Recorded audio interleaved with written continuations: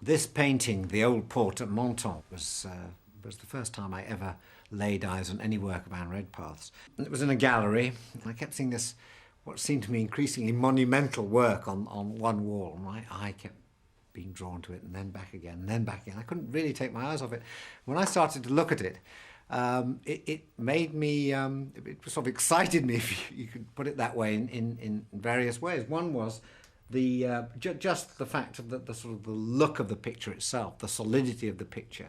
And I get the feeling of maybe it's Mistral time or something like that, but a hot, strong wind blowing across this harbour front area, probably in the middle of the day when everyone's having a siesta. This is my interpretation of it, maybe completely wrong. When you look at it, it's a very strange perspective.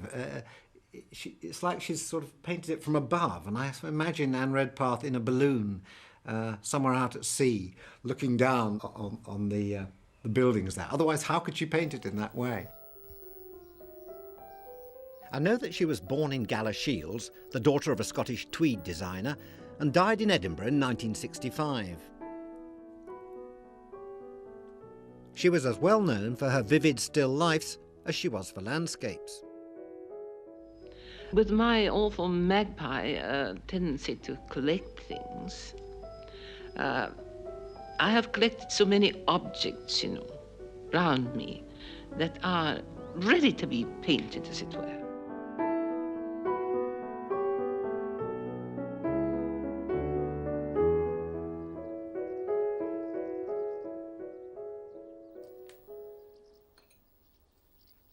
Rather like Anne Redpath, I'm always acquiring things, bringing things back from my travels, adding them to mementos that are already plastered all over the wall. But it's kind of important to me what I put where. I'm still looking for just the right place to hang my latest Redpath, the blue tablecloth. It's in the objects you collect that you see your own life reflected. I don't think I could live in a house with bare walls.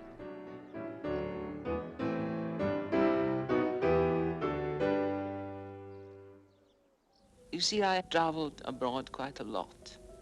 Naturally, when I came home, I bought a golden table, golden cups, candlesticks that I've had in France when I was first married, the little baby Christ from Lisbon, a cockerel that was painted, extravagant, all those things in my room. They're a mixture, but they've all been chosen by me, and therefore they live together, I think, quite happily.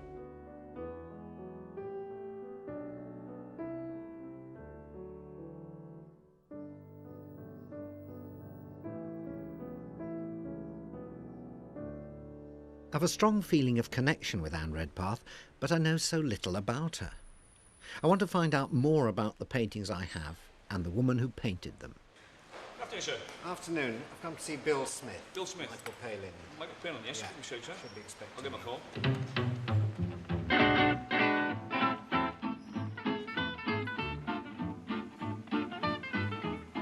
Perhaps the biggest collection of her work is in the place you'd least expect to find it.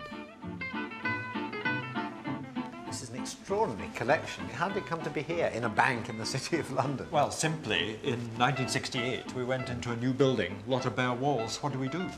And one of our directors suggested, why not buy a few pictures? And colleagues thought, wonderful idea, who's just left to get on with it.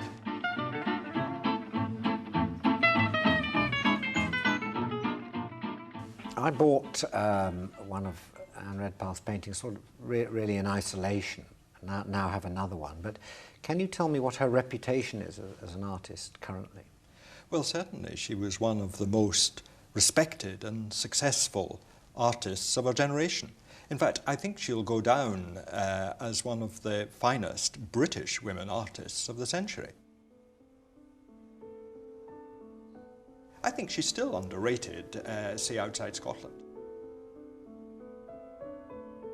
She was always sort of developing her art. One of the great things about Anne Redpath is that she was always pushing the boundaries forward. She didn't stand still, never got into a rut, as some painters do.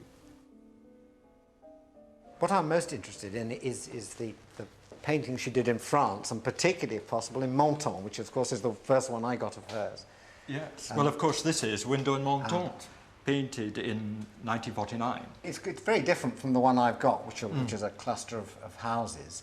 But even in that one, there's obviously she's looking at something quite clearly, but when it comes out on canvas, it's slightly stylised. In fact, it's almost 4 pictures in one. It's still life, there's a figure, it's an interior, and of course looking out across to the old buildings in Menton. When you said it's one of her favourite paintings, how do you know that? Well, in fact, painted in 1949, she kept it until 1963, and when someone wanted to buy it, a South African-born concert pianist who came to the Edinburgh Festival asked who he should meet, Anne Redpath, and he went in, loved the painting immediately, wanted to buy it, but she wouldn't.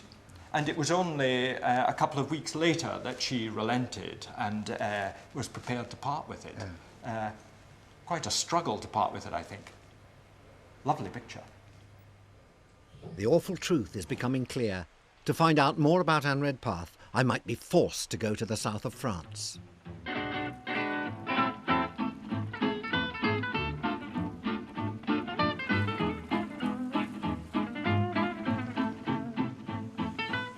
Menton is on the French Riviera, squeezed in between the Mediterranean and the Alpes Maritimes.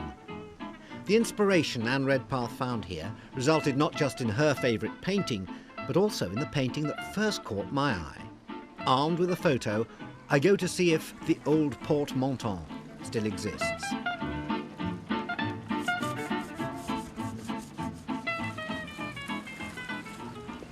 J'ai un problème, j'ai besoin de votre assistance. Cet tableau était fait depuis 50 ans ici.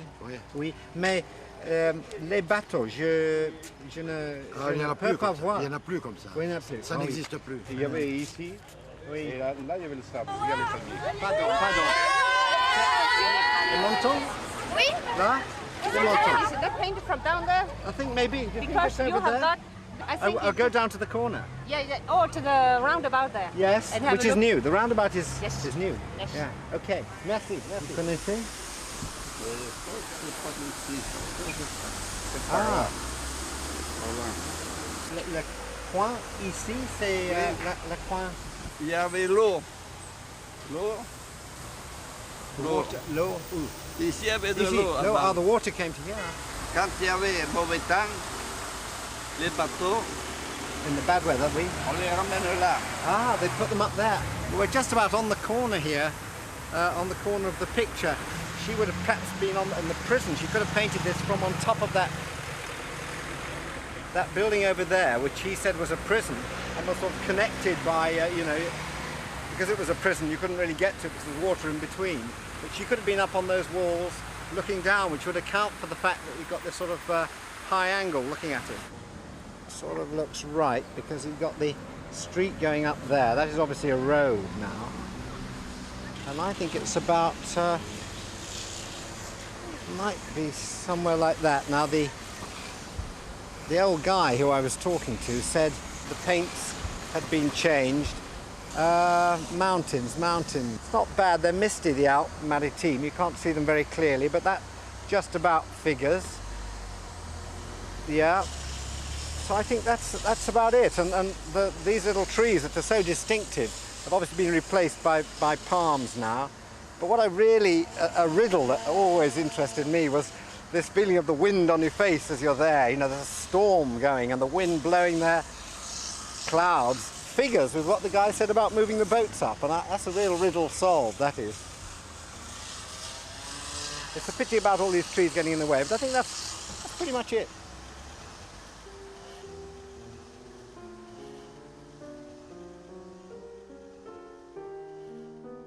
I do feel so concerned about the things I paint. Whether they are houses or altars, I would paint houses on a hillside. I would exaggerate the buttressed quality of the building. Instead of having it at right angles to the earth, I would exaggerate the fact that the base of it was broader than the top of it, and therefore it looked as if it were growing out of the hill. And then to come back home and paint a still life. I couldn't paint it in a smooth way anymore. I had to paint it as if it were a sort of encrusted jewel, you know.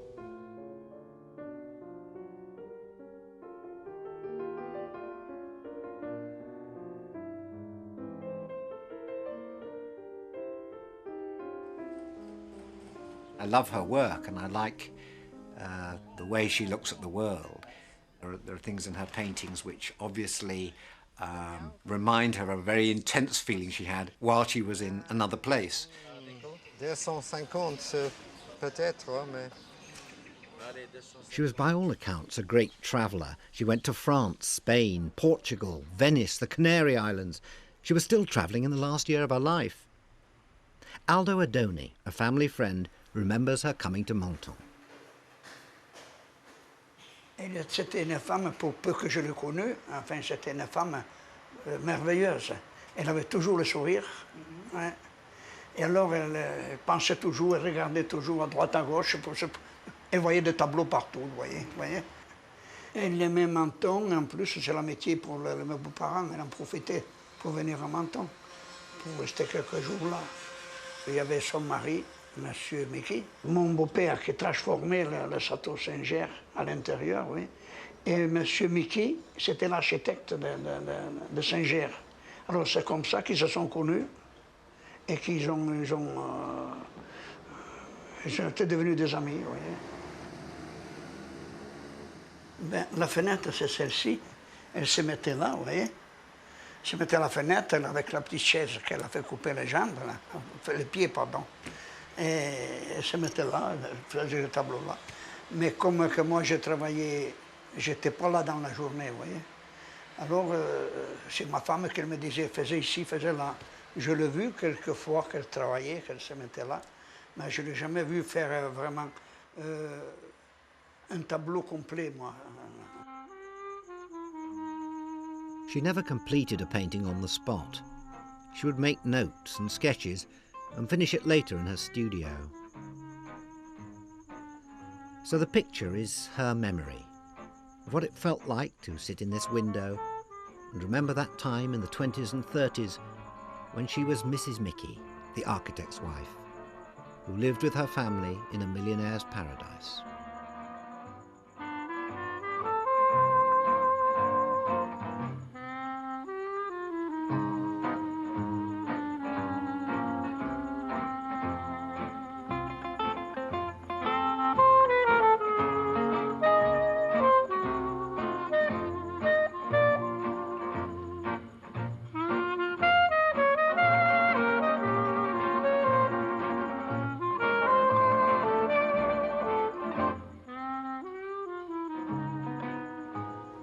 The Redpath Trail leads me to the exclusive world of Saint-Jean Cap Ferrat.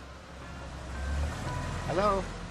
What was your name, sir? Michael Palin. The Michael Palin. Oh, just a Michael Palin. I'll open for you with a pleasure. Thank you.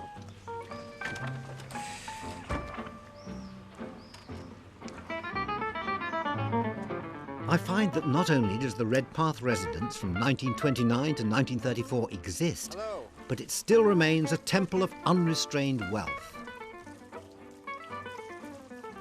They actually lived in a boathouse in the grounds, leaving the chateau to the millionaire in residence, who in those days was an American.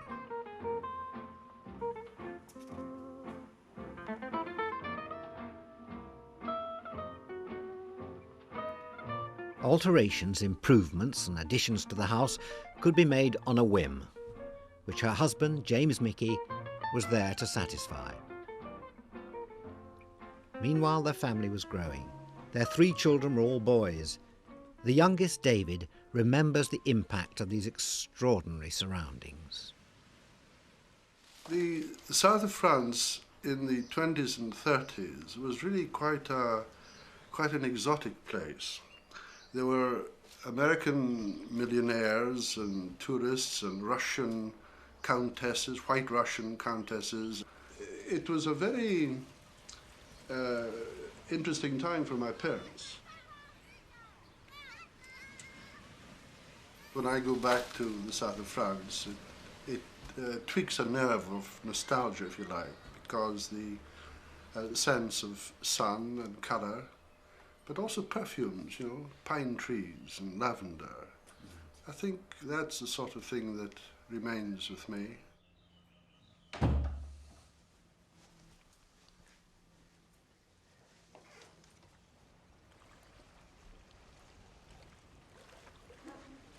Well, this must have been where she lived for so long. This is the boathouse. I imagine for Anne Redpath, who loved contrast, it must have been extraordinary. Not only this wonderful sort of luxury around her, not here, this is a fairly simple place, but the luxury of the villa, the view of Cap Ferrat, as an amazing contrast with where she'd come from, the rather sort of respectable Calvinist Scotland she'd left behind some years before. And the extraordinary thing is that she lived here on this coast, which has inspired all many of the great painters of the 20th century, the people like Matisse and Vuillard that she liked so much. And yet, while she was here, she barely painted at all. She just looked after her husband and the 3 children. And then, of course, in the 30s, all this glittering time came to an end. The Depression came and the millionaire up the hill went bust and they were forced to move. But, I mean, this life in the boathouse for Anne Redpath must have been an incredible experience in the roaring 20s.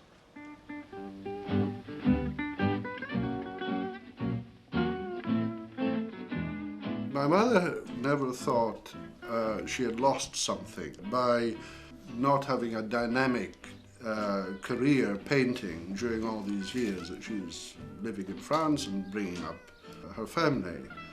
She said that there weren't wasted years at all. In fact, all the experiences that she had went into making her painting stronger when she resumed painting latterly. It was never, ever something she regretted, not for a moment.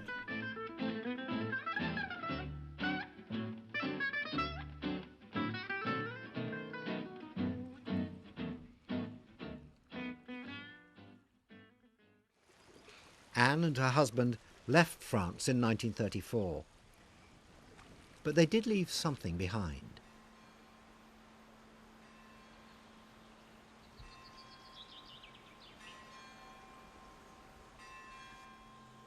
Away from the coast, in a Carthusian monastery above Toulon, is a fresco depicting the legend of St. Rosalind.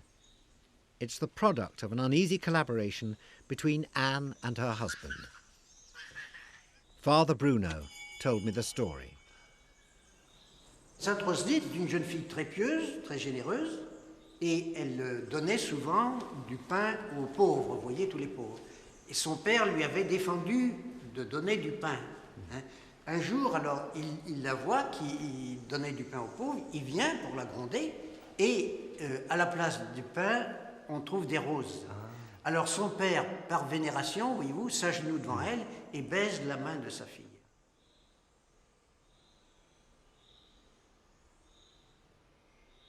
Alors lui, le mari, architecte, a commencé à peindre les fresques.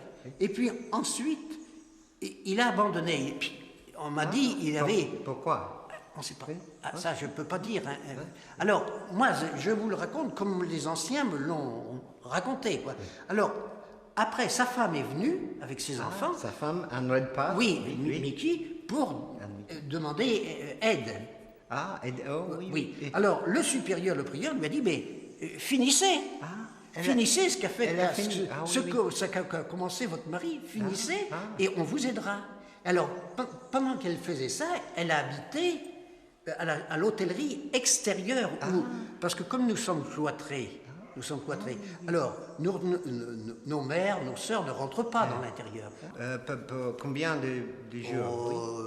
4 jours.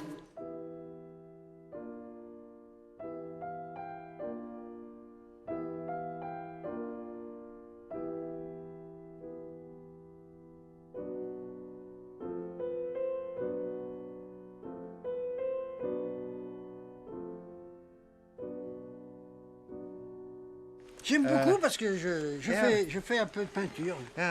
Oh là, très très bien. Très très bien.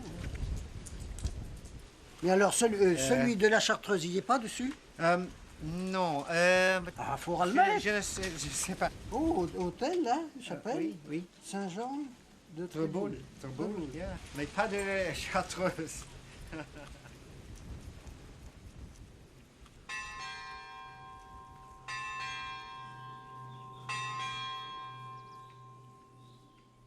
Anne and her husband would separate on their return to Scotland.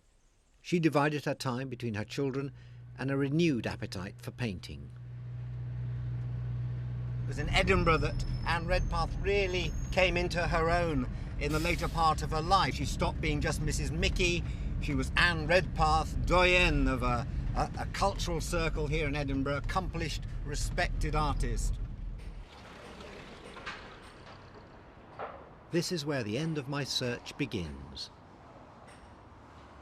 She came to Edinburgh a few years after the war ended, and Edinburgh was putting itself together, and the Edinburgh Festival had started. There was an enormous sense of optimism and hope.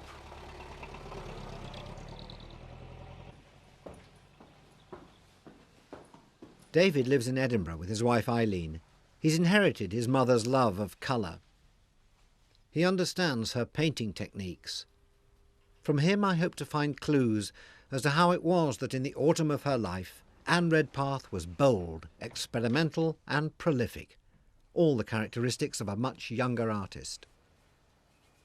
The way she worked, of course, was to paint and then scrape down and paint and scrape down and paint and scrape down, and you got an accumulation of colour in different levels. While she used the palette knife a great deal and she whacked on the paint, you know, with great slabs, she actually had a piece of chain mail that she rubbed over and scored the thing, and so the paint itself was extremely disturbed and lumpy.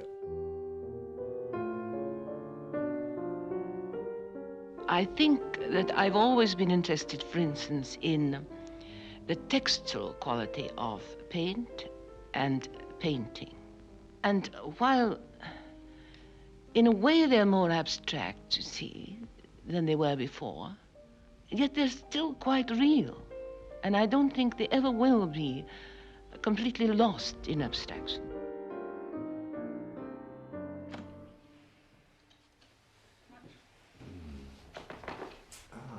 Lovely. I brought you some tea. Thank you, thank you. Now, the cups were Anne's. The cups are Anne's. Yes. Lovely. Her collectibles. Yeah. Mm. Many of Anne's beloved objects have found a home here. It's as if she's just swept through the room and left a presence in the things she'd touched.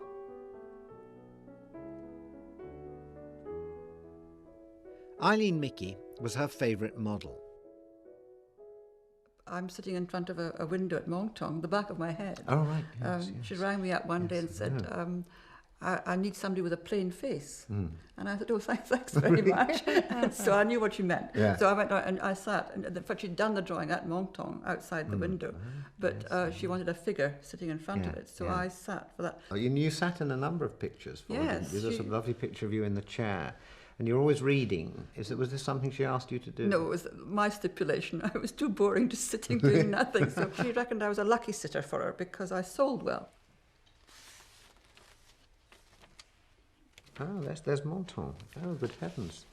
That's the picture I've got. So it it is. I think it is. Yes, that's right. Yes. Yes. Yes.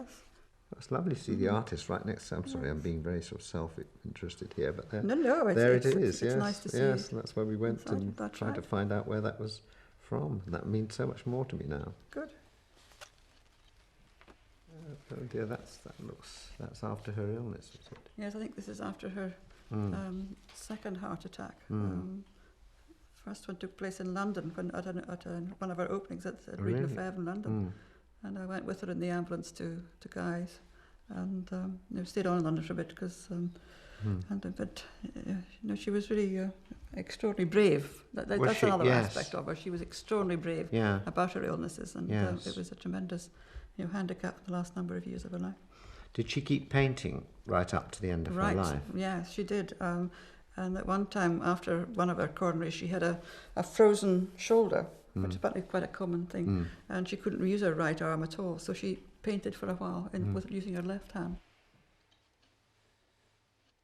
There is another way it affected her, is that I think when you become very, very seriously ill, with what was really quite literally a life-threatening illness, I think it gives you a real sense of mortality, or your own mortality. And I think that maybe, I don't want to sound fanciful, but I think that there's something about the very, very late paintings that she did, which have a kind of an emotional kick about them, may have been influenced a bit by the sense of threat she had from these heart attacks.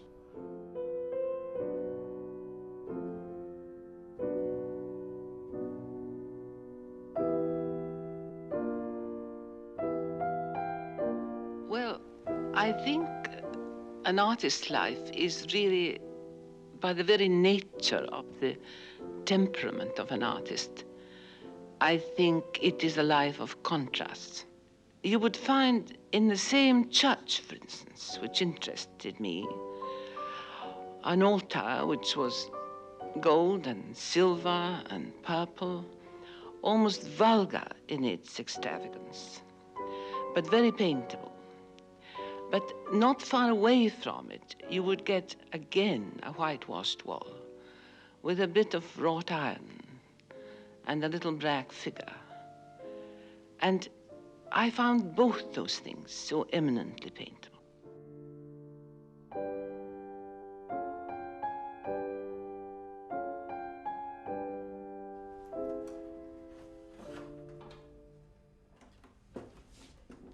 One of the very rewarding things she stood for was making something really rather marvellous out of something ordinary.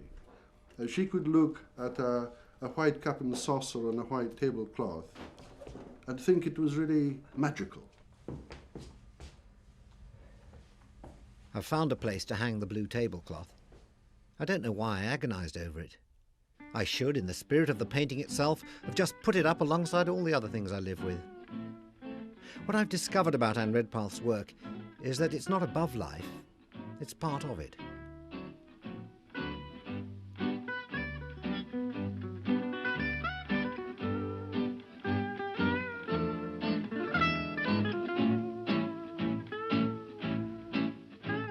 I think that's a masterpiece, a friendly masterpiece.